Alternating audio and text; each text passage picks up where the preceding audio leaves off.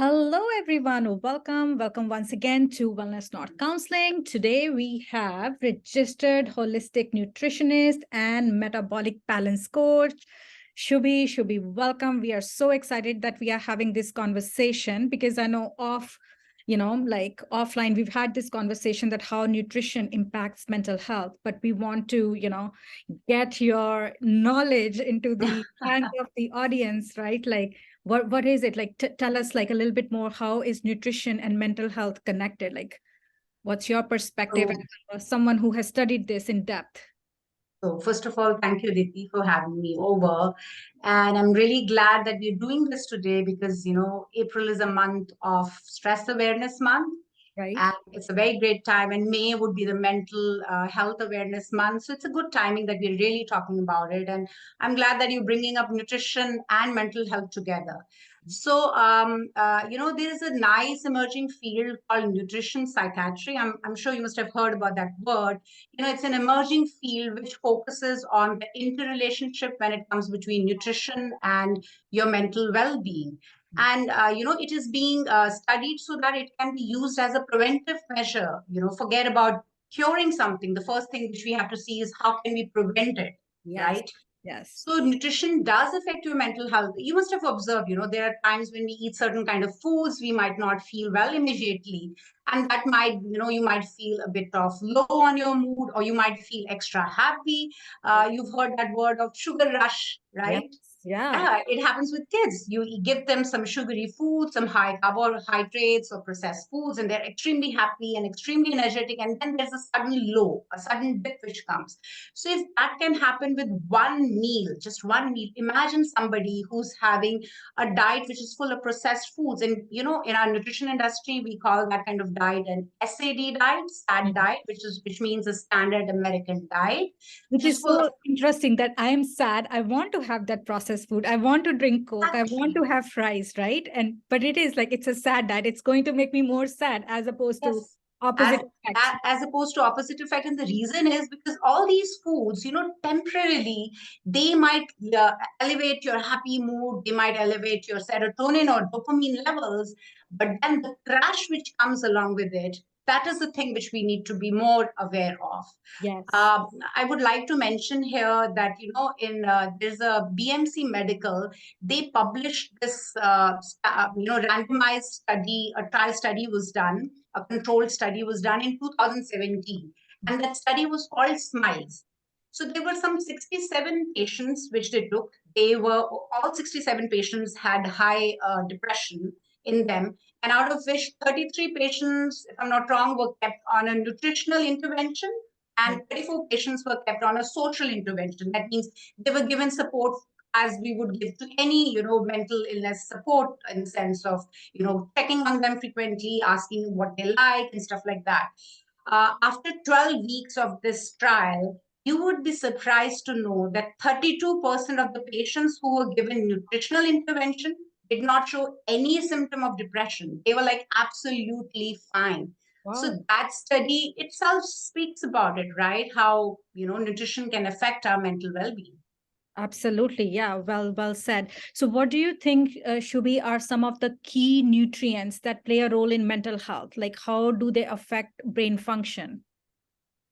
So when it comes to mental health, I would like to highlight five key nutrients to start with. I mean, obviously there are so many, everything you need to eat, but five of them are really key nutrients. The topmost is your B complex. Right. All the B vitamins are really, really important. They are required for your neurotransmitter synthesis. They are required to keep a healthy myelin sheath over your neurons. Myelin sheath is a sheath which is over your neurons, which protects them. They're required for your cognition. They're required for your mood, for your relaxation. So if you're deficient in vitamin B complex, that means it is going to alter your food. And you would notice that patients who have depression, anxiety, they would usually be very deficient on vitamin B12, vitamin B9, vitamin B5. Right. So that's an important vitamin or a nutrient which you need to focus. And then it's easy to get that food, right? From your wholesome legumes, from your whole foods, your grains. It's easy to get. And then, of course, supplementation is another form. Another nutrient which I would like to highlight is vitamin D. Hmm. So vitamin D is required. It's a fat-soluble vitamin. It is required for the synthesis and production of serotonin and dopamine, which are your happy hormones, Yes. the neurotransmitters. So there has been studies which have showed that patients who are going through depression, when they're given high doses of vitamin D, there is reduction in their depressive symptoms. So Right. again, it's a very, very important key nutrient. Next one I would say is your essential fatty acids, especially omega-3. Right. Not only it's anti-inflammatory, it is also required for for your brain health. And the higher the level of omega-3 in your blood, the higher are the levels of serotonin in your body, which is Wow. again linked with your depression, right? Anxiety. And omega-3 is easy to get, having salmon, fatty fishes, it's easy. It's not that tough. Then again, how we inculcate diet when we're talking about supplementation or nutrition in that sense. Another one I would highlight is magnesium. We all know that magnesium, if you're having sleep issues, you are advised to go ahead and have some magnesium with you. Magnesium is required for your mood. It's a anti-stress mineral. That is what people say. Getting magnesium in the form of supplement. I'm a big fan of magnesium glycinate or bisglycinate. It really calms you down and puts you in a good sleep mode. Sleep is an important factor when it comes to mental health. We must have noticed when we don't sleep well the next day, we're so agitated, right? So angry. So magnesium, and last but not least is fiber. So do not forget fiber. Why fiber? Because fiber is the food for your good bacteria in your gut, and we know how gut is related to your mental health. Right. So having a food which is rich in wholesome whole grains, fermented foods, these are all good stuff for your good bacteria in your body. Yeah, these are the 5 things. And are there natural food sources for magnesium, omega-3s for people who are like, say, vegetarians or people who Yeah. consume, other species? Yes, of course. When it comes to magnesium or these omega-3s, see, for omega-3, I would really say fatty fish is one source. But if you can't have that, then I would say then having whole milk and walnuts, nuts and seeds, legumes, all these, having a diet which is rich in leafy green vegetables, which is rich in whole grains, which is rich in fruits, which a plate, there's a word which you must have heard, a rainbow plate, which portrays different type of vegetables for you, having a green bell pepper, tomatoes which are red, onions which are pink, green spinach, kale. All these vegetables and all these foods, when you have, they're so nutrient dense and they're so bioavailable for your body that they're easily absorbed. Right. Yes. And do you work, Shubi, with people who have like allergens or like allergies to certain, because nut allergy is really, Yes. very common. So do you support those people? Like, do you create like certain plans for them? Not as of now. No, I No, don't. but something you might go into. Something I might, yeah, as of now, no. But of course, I do get clients who are, who normally have symptoms of allergies. But allergies in the end are also linked to how much your body is inflamed. Everything is at the end, I feel, is linked to your gut. Mm. And your gut health is equally important when it comes to any part of your body. I mean, in fact, it's your second brain. Your gut is your second brain. First is your nervous system, and second is your gut, and they both are linked together. Gut and your nervous system are linked together. Yes. So how do you support clients who might be reaching out for your services? Like, how do you like create a plan? Like, how do you help them? So I have, gut health plans, which focuses on anti-inflammatory diets, which focuses on foods which are not pro-inflammatory, which may help you in better elimination, better digestion, fermented foods. So we do a diet plan, which is there is a 21 days of gut health plan, which helps you to, recoup your gut, probably cleanse it first, which is required because there's so many toxins which are sitting, with the kind of food that we eat on a daily basis these days, right? So Yes. there are toxins in our body, and it's not just food. It's about using, your beauty products, your personal healthcare products, your cleaning products. Yes. All of them have some degree of toxins which are there.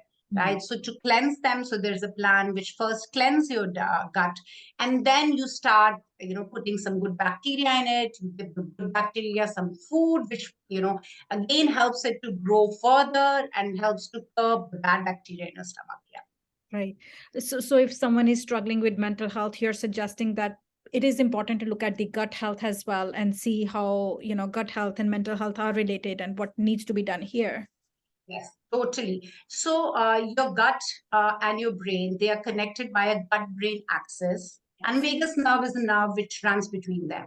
So your brain sends a signal to your gut. Brain sends a signal of digestion, of elimination, of absorption. There are so many signals which your brain is sending. So that signals are absorbed by your microorganisms. Like there are like millions of microorganisms which stay in your gut.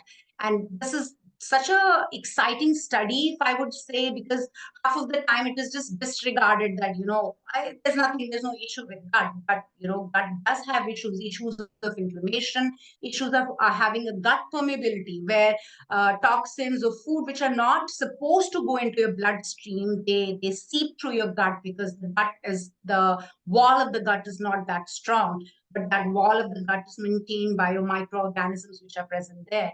So these microorganisms are also responsible for producing 95% of the serotonin. So that's produced in the gut. It's Yes. not produced in your brain. So imagine if that's produced in the gut, and if your gut is not good, it's not healthy, there's a term called dysbiosis, which means there is an imbalance in your gut microbiota between the good bacteria and the bad bacteria. If you're having those issues, you tend to, have less of serotonin. And if you have less of serotonin, that means you'll be low. Your energy would be low. You won't be that happy. Slowly, that brain fog and stuff like that starts seeping in. Yeah. Great. Yeah. No, that's really important that, it's interesting to know that 95% of serotonin is coming from the gut. So what can we do? Like rainbow plate you mentioned is one way. What are some of the other ways, Shubi, someone can have a balanced diet that supports their mental well-being and their, overall health, not just physically, but mentally is very supportive? So when we say a healthy diet or a balanced diet, what does it mean? It means a diet which has a proper content of fats, proteins, and carbohydrates. These are your macronutrients, of Right. course, right? And then your micronutrients, which are your vitamins, your minerals. So a diet which is rich in your, again, I'm repeating myself, but a diet which is rich in your vegetables, your green leafy vegetables, your whole grains, which is less on sugar, which is less on alcohol, which is less on processed food, which is less on the packaged food. I always tell my kids, my clients, anybody who comes to me, so Mother Nature has given you such beautiful food to eat, such nutrient dense foods to eat. Why do you reach out to packet food? A packet food is not a natural food. So avoid that food. So any diet which focuses on these, besides that, fermented foods. So in Indian culture, there is, when there are winters, they tend to take kanji. There are recipes which are available. Then there are pickles which are made in Indian culture. In Mediterranean culture also, they eat olive oil. There are there are pickles made out of these. So all these fermented kefir, your kombucha, your sauerkraut. Sauerkraut is made in Europe. It is so simple, made out of cabbage. It's the simplest thing you could actually do in your kitchen. So Right. including all these foods in your diet will make sure that your gut stays healthy, you stay healthy, you have enough of energy. And that is what good health is, right? That you should have enough of energy to do your daily chores. You should feel happy. You should feel, how do I put it in words? But you should feel complete. Absolutely. Yeah. And I think part of what you said, that meal planning should be there. Like, if we are reaching for packaged food, it's about convenience. But if we want these healthy, dense foods rich in nutrients, we need to plan because the lifestyles are so busy. It's so, easy to pick up a pack of something versus cutting, chopping. So what are some of the tips you can suggest? Like, how do we integrate this in our busy lifestyles? So, as you mentioned, meal planning, that has to be an important part of your life, no matter what. I mean, on a weekend, when you take out a time to relax, you Yes. have to take out some time to do a bit of your meal planning. Even when you go for grocery shopping, instead of reaching out to that bag of chips, why don't you reach out to that bag of baby carrots? or to hummus. If you don't have time to cook that, you can get some hummus. You can reach out to apples, bananas. Having fruits in your pantry on your kitchen counter is extremely important, because you would tend to reach out immediately when you get that hunger pangs. What do? You go to your pantry, you pick up a packet of chips or cookies, or cupcakes or something like that. Another important tip I would give you is, through my personal experience, is never go for grocery shopping if you're hungry. You would always pick up the food which you're not going to eat or which is not healthy for you, because these are the sugary foods. And as we discussed earlier, that when our mood is low or something like that, we tend to reach out to these foods because they give us, our brain also knows that they are going to give us that momentarily high. Yes, momentarily high, absolutely. So do you have any recommendation for integrating nutrition education when we are working with the clients, developing their mental well-being through whatever interventions we use in our clinical work? Like, what would you suggest? So I would really say that nutrition has to go hand in hand when it comes to, doing seeking mental wellness. So any kind of therapies which are offered, if the therapist can liaise with a nutritionist or a dietitian or somebody who focuses on food and diet planning, it would be a great support to them. As a stool would have three legs to stand, same way for our body, exercise is equally important. So for any person, anybody who's going through any kind of mental illness, exercise is equally important, nutrition is equally important, and then getting support from your mental well-being doctor is equally important. Yeah. Yes, yeah, like that balance you said. Yeah. No, we are so appreciative. Any other last tips? Anything else you want to add or share with the Um, audience? I would just like to share with you that how some of the medicines, they have side effects when it comes to your nutritional deficiencies. Okay, so any kind of medicines which are offered during the mental well-being, by a doctor, all these medicines need to be studied further, because they have certain kind of side effects. These medicines, they have a primary effect and a secondary effect. Primary effect being when it directly affects your nutritional behavior. Right. Okay. So a person might end up eating a lot, obesity, which is linked to depression, if you see, or might not be eating at all. They might not feel hungry only after consuming that medicine. Another aspect to it is a secondary effect, where your medicines, they start blocking certain absorption of minerals. Right. Statin is one medicine which is used to lower down your cholesterol, but that medicine also blocks the absorption of such a key nutrient called CoQ10, which is an antioxidant nutrient, which is required not only for your physical well-being but also for your mental well-being. Yes. So this is something which needs to be really, focused on when some medications are being given, that a support of nutrition comes along with it, maybe through form of supplementation or maybe through form of better diet planning. Yeah. And I think, like you said, sometimes if someone is taking that medication, whether for, mental illness or whatever is going on for them, it's so important to notice what is going on for me. Am I eating more than usual? Am I eating less than usual? Right. So appetite wise or behaviorally, what's happening? Yeah. Yeah. Okay. No, well, we are so thankful for everything that you've shared. And I'm sure we'll have more conversations. And if there are any questions that come our way, people have any questions, we will definitely direct them to you. And everyone, I'm going to add Shubi's information down in the notes. Please have a look. If you have any questions, direct them to Shubi. She can be found on Instagram. Instagram handle is below, and we will bring you more exciting content. So please do subscribe. Let us know what you want to hear, and we will bring some experts in the field and we'll connect with you. Thank you so much, Aditi. Thanks a lot.